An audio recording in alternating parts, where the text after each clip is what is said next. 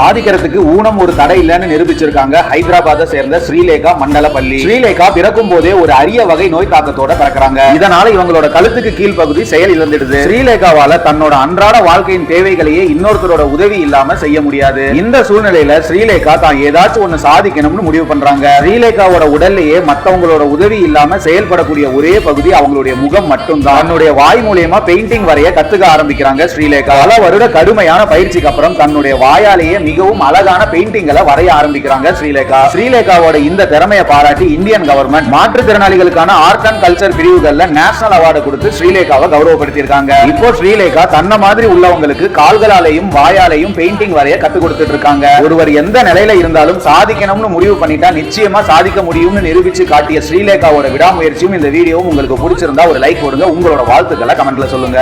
அன்பை பகிர்வோம் யாசகம் ஃபவுண்டேஷன்.